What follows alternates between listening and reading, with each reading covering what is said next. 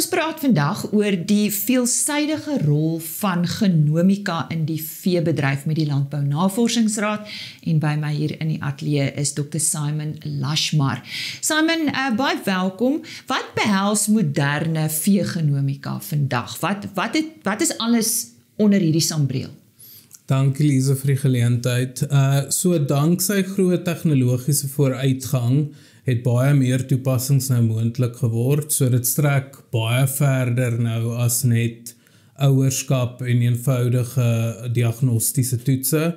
So onder hierdie sambreel val onder andere hoë digtheidsgenotipering en vir hierdie toepassings sluit dit in genomiese seleksie, meer omvattende diversiteits- en inteling analises en ook die opsporing van gene wat dalk betrokke is by produksie en aanpasbaarheid. Saam met dit het ons ook nou short en long read sequencing tegnologie wat die voorgenoemde toepassings nog meer omvattend maak en ook nou toelaat dat ons goed wat ons noem pangenome of pangenomes kan skep en dan ook 'n ander belangrike een is microbiome wat insluit die mikroorganismes in die spysverteringskanaal van die dier. En dan is daar ook verskeie ander toepassings, maar hierdie is natuurlik die hoof een is wat nou betrokke is in veeteeling. So saam vorm al hierdie genomiese hulpbronne dan een groot omvattende moderne veelsidige toolbox vir vinniger en meer akkurate veeverbetering. Nou Simon, terwyl boere nou nog besig is om gewoon te raak aan hierdie SNP-merkers en genomiese seleksie, hoor hulle nou van, en ek dink jy nou net daarna verwys, as hierdie pangenome en dan is daar ook long read sequencing wat jy van praat en microbiome wat jy ook vroeër genoem het. Wat presies is hierdie nuwe konsepte en watter waarde hou dit in vir boere? So baie van hierdie nuwe terme klink dalk tegnies, maar elkeen het 'n eenvoudige betekenis en 'n praktiese voordeel. So as ons kyk na pangenomes, hierdie is meer volledige en verteenwoordige genome van 'n spesies wat tussen rasse verteenwoordigend is en nie net een verwysingsdier soos in die verlede nie. So dit kan meer akkurate teelwaardes en ook karakterisering van veral inheemse rasse toelaat. En dan hierdie long read sequencing is dan net 'n tegnologie wat baie langer stukke DNA lees. So dit laat ons toe om groter strukturele variante te kan identifiseer en nie net enkel basisbare variante soos SNPs nie.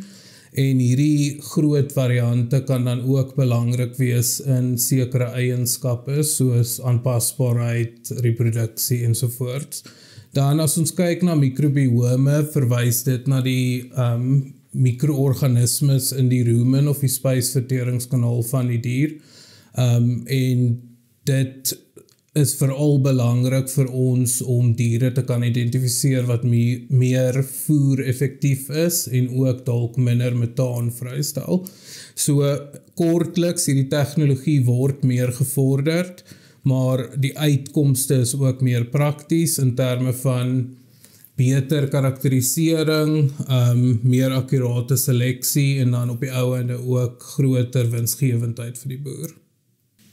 Maar hoe help hierdie nuwe genomiese hulpbronne waarvan jy nou gepraat het om genetiese diversiteit sowel as aanpasbaarheid en plaaslike rasse beter te ondersteun? So hierdie genomiese hulpbronne help ons om 'n meer volledige prentjie te skep van die genetiese variasie. So met pangenomes byvoorbeeld kan ons strukturele variante en raskenmerke meer duidelik identifiseer en dit is veral van toepassing in inheemse en meer aanpasbare rasse wat voorheen onderverteenwoordig was. So dit lei tot meer akkurate genomiese voorspelling en maak dit moontlik om eienskappe soos aanpasbaarheid, siekteweerstand en reproduksie meer presies te kan selekteer. So in kort verseker hierdie hulpbronne dat genomika nie vir net kommersiële eksotiese rasse van toepassing is nie, maar ook vir ons inheemse rasse wat 'n groot rol gaan speel later in klimaatslim landbou. Simon, kom ons gesels oor tegnologie. Wat is vandag beskikbaar om hierdie nuwe toepassings moontlik te maak?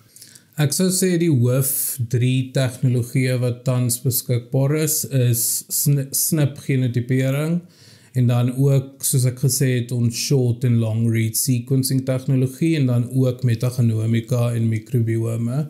En dan natuurlik verskillende produkte en verskaffers wat onder hierdie breë tegnologie val. So in terme van SNP genotipering, so dit ondersteun hoofsaaklik seleksie en ouerskap. Dan ons sequencing tegnologie is bietjie meer vir geen en variant opsporing en dan ook raskarakterisering. En dan in terme van ons metagenomika of mikrobiome wys dit meer vir ons hoe die gene en die mikroorganisme sekere eienskappe beïnvloed.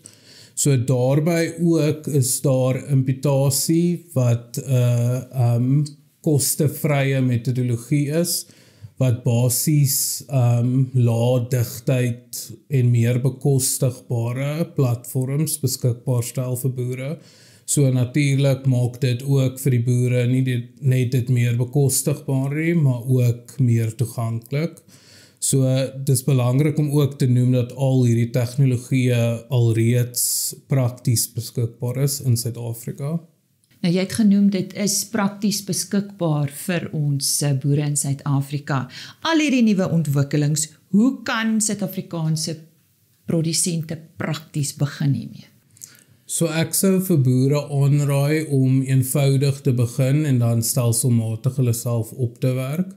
So as ek bedoel eenvoudig, bedoel ons by die fondasie en ek sou sê dit is ouerskapverifikasie.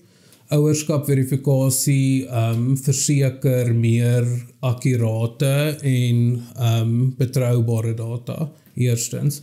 Hiermee sou ek ook insluit ons diagnostiese toetse, so dit sal insluit horingstatus, dubbelbespiering en sekere siektetoestand toetse, want hierdie resultate word ook baie keer gebruik vir boere om sekere seleksiebesluite te maak.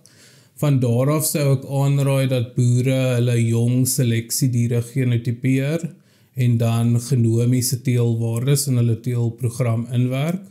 En enigiets boonop dit sou ek sê is 'n bonus, so meer gevorderde of meer belangstellende boere sou dan gebruik kon maak van hierdie sequencing tegnologie om bietjie meer omvattende diversiteit en indelingsbestuur te doen. Omdat hierdie nuwe tegnologie meestal in navorsing begin, is samewerking tussen die bedryf en die navorsers baie noodsaaklik. So navorsing lewer praktyktoepassing en as ek dit sê, bedoel ek beter toetse, beter panele, beter teelwaardes en dit uiteindelik skep 'n werklike waarde vir die boere.